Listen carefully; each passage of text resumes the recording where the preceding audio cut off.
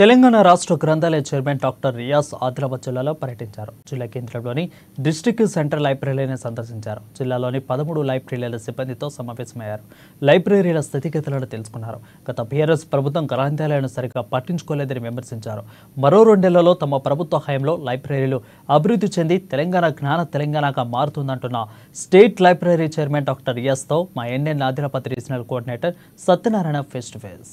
తెలంగాణ రాష్ట్ర గ్రంథాలయ సంస్థ చైర్మన్ డాక్టర్ రియాజ్ ఆదిలాబాద్ పర్యటనకు వచ్చేశారు.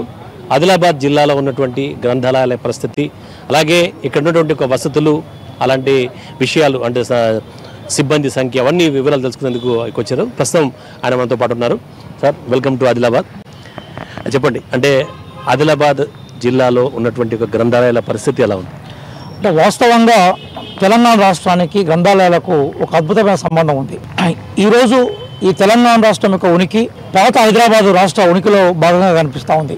ఆ రోజు కొమూరాజు లక్ష్మణరావు గారు, మగ్దుం మైనుద్దీన్ గారు, సురవరం ప్రతాపరెడ్డి గారు, ఒట్టికోట అల్వాల్ స్వామి గారు, ఇట్లాంటి వాళ్ళ కృషి వల్లనే ఆ రోజు నిజాం వ్యతిరేక పోరాటం కానీ, అట్లాగే ప్రజాస్వామ్య విలువలతో కూడుకున్న పోరాటాలు కానీ జరిగాయి.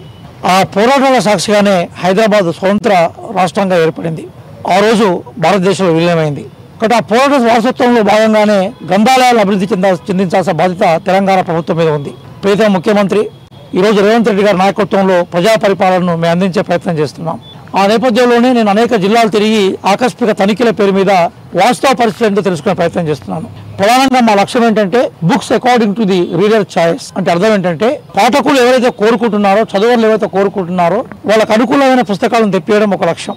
రెండో లక్ష్యం ఏంటంటే ఈ రోజు గ్రంథాలయాల్లో ప్రధానంగా ఈ కాంపిటేటివ్ ఎగ్జామ్స్ కు ప్రిపేర్ అవుతున్న యూత్ ఎక్కువగా గ్రంథాలయాలను తీసుకుంటున్నారు, గ్రంథాలయ సేవలను వినియోగించుకుంటున్నారు. ఒకప్పుడు జనరల్ రీడర్స్ ఉండేది, అంటే ఫిక్షన్ చదివేవాళ్ళు, నవల్ చదివేవాళ్ళు, న్యూస్ పేపర్ రీడింగ్ కోసం వచ్చేవాళ్ళు ఉండేది. కానీ దానికన్నా ఎక్కువగా ఈరోజు గ్రంథాలయాల్లో డిఎస్సి కోసం, గ్రూప్స్ కోసం, పోలీస్ జాబ్స్ కోసం ప్రిపేర్ అవుతున్న సంఖ్య పెరిగింది. కాబట్టి గ్రంథాలయాలకు ఎవరైతే పాఠకులు వస్తారో వాళ్ళ అవసరాలను తీర్చిదిద్దే రకంగా గ్రంథాలయాలు ఉండాలి. అక్షర క్రమంలో ఆదిలాబాద్ మొదటి వరుసలో ఉంది. వాస్తవంగా ఇక్కడ 18 మండలాలు ఉన్నాయి. 13 పాత మండలాల్లో మనకి గ్రంథాలయాలు ఉన్నాయి. అందులో కొన్ని గవర్నమెంట్ బిల్డింగ్స్ ఉన్నాయి, కొన్ని రెంట్ ఫ్రీ బిల్డింగ్స్ ఉన్నాయి. మిగతా 5 మండలాల్లో కొత్త గ్రంథాలయాలు ఏర్పాటు చేయాలి. గౌరవనీయులు మంత్రివర్యులు సీతక్క గారు ఇక్కడ ఇన్ఛార్జిగా ఉన్నారు. వారితో ఒకసారి చర్చించి మిగతా 5 మండలాల్లో మేము ఖచ్చితంగా కొత్త గ్రంథాలయాలు ఏర్పాటు చేసే ప్రయత్నం చేస్తాం. అలాగే ఆదిలాబాద్ జిల్లా అనేది హెడ్ క్వార్టరు. అక్షర క్రమంలో కూడా తెలంగాణలో మొదటి వరుసలో మొదటి అక్షరంగా కనిపించే జిల్లా ఇది. కాబట్టి సహజంగా అక్షరాస్యతలో కూడా ఇది ముందుండాలని మేము కోరుకుంటాం, జ్ఞానంలో కూడా ముందుండాలని కోరుకుంటాం. కాబట్టి ఇక్కడ బిల్డింగ్ కన్స్ట్రక్షన్ గతంలో స్టార్ట్ అయ్యి రకరకాల కారణాల వల్ల ఆ కన్స్ట్రక్షన్ ఆగిపోయింది. కొద్ది అమౌంట్ కనుక వెచ్చిస్తే గ్రంథాలయం పూర్తిగా అయ్యే అవకాశం ఉంది. గౌరవనీయులు మంత్రివర్యులు సీతక్క గారితో చర్చించిన తర్వాత అది ఎక్కడ ఆగింది, ఆ ఫండ్స్ ఎట్లా రేజ్ చేయాలో ఆలోచిస్తాం. చేసి ఆ బిల్డింగ్ కంప్లీట్ చేస్తే విద్యార్థుల అవసరాలు కూడా తీరే అవకాశం ఉంటుంది. నేను ఇక్కడ విద్యార్థులతో ఎక్కువగా ఇంటరాక్ట్ అవుతాను. వాళ్ళ సమస్యలు ఏవైతున్నాయో స్వయంగా మాట్లాడి తెలుసుకోవడం ద్వారా నాకు అవగాహన పెరుగుతుంది. అందులో ఇమీడియట్గా ఏ సమస్యలు అయితే పరిష్కరిస్తామో ఆ సమస్యల్ని మేము వెంటనే పరిష్కరించే ప్రయత్నం చేస్తాం.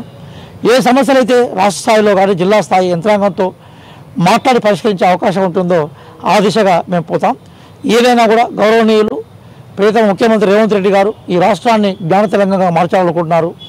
జాబ్ క్యాలెండర్ ప్రకటించి రెగ్యులర్గా నోటిఫికేషన్లు ఇవ్వాలనుకుంటున్నారు. ఆ నోటిఫికేషన్ల ప్రిపరేషన్కి గ్రంథాలయాల కేంద్ర బిందువులుగా ఉంటాయి. కాబట్టి గ్రంథాలయాల అభివృద్ధి ద్వారా మాత్రమే ఆ దిశగా పోతున్నాం. ఇక్కడ చాలామంది విద్యార్థులతో కూడా నాకు కనెక్టివిటీ ఉంది. నేను చాలా కాలము కాంపిటేటివ్ ఎగ్జామ్స్కు నేను టీచర్గా ఉన్నాను. కాబట్టి ఖచ్చితంగా పిల్లల సలహాలు తీసుకుంటాను, రీడర్స్ యొక్క సలహాలు తీసుకుంటాను, ప్రజాప్రతినిధులతో మాట్లాడుతాను. ఖచ్చితంగా ఒక ఏడాది సమయంలో ఏ సమస్యలు అయితే ఇక్కడ బేసిక్గా పాతుకున్నాయో వాటి పరిష్కారం చేసే దిశగా ఉంటాం. సాధ్యమైనంత వరకు ఇక్కడ బిల్డింగ్ కన్స్ట్రక్షన్ పూర్తి చేస్తాం. కొత్త చోట్లలో కొత్త లైబ్రరీలు ఎస్టాబ్లిష్ చేస్తాం. ఖచ్చితంగా రీడర్స్ కోరుకున్న విధంగానే గ్రంథాలయాలు పెట్టే ప్రయత్నం చేస్తాం. ఎందుకోసం అంటే ఆదిలాబాద్ లైబ్రరీకి ఉన్న గొప్పతనం ఏంటంటే ఇది సెంటర్లో ఉంది, విశాలమైన ప్రాంగణం ఉంది. దీన్ని డెవలప్ చేయడానికి ఒక అద్భుతమైన గార్డెనింగ్ చేసి నిజంగా పుస్తకాలు నిలయంగా మార్చేందుకు అవసరమైన అవకాశాలు ఉన్నాయి. అవకాశాలున్నప్పుడు అవకాశాల్లో వినియోగించుకోగలగాలి. పాత ప్రావర్బ్ ఉంటుంది, fools waits for opportunity but clever creates it అని. ఇక్కడ ఆల్రెడీ క్రియేట్ అయిన వాతావరణం ఉంది. కాబట్టి మేము తెలియగల వాళ్ళుగానే మా ప్రజా పరిపాలనలో ఆదిలాబాద్ జిల్లా లైబ్రరీని మొత్తం తెలంగాణకే ఆదర్శవంతమైన లైబ్రరీగా తీర్చిదిద్దే ప్రయత్నంలో మా వంతు కృషి చేస్తాం. అది ఒక 2 నెలల తర్వాత తమ ప్రభుత్వం అంటే ఏదో చెప్తున్నారు. అలాగే ఒక జ్ఞాన తెలంగాణ వైపు ప్రభుత్వం అడుగు పెడుతుందని చెప్తున్నారు. ప్రధానంగా విద్య అలాగే వైద్యం మీద ఖచ్చితంగా తమ ప్రభుత్వం ఫోకస్ పెడుతుందని చెప్పేసి డాక్టర్ రియాజ్ చెప్తున్నారు. కెమెరా పర్సన్ మహేందర్ రెడ్డితో సత్యనారాయణ, అమ్మా న్యూస్, ఆదిలాబాద్ నుంచి.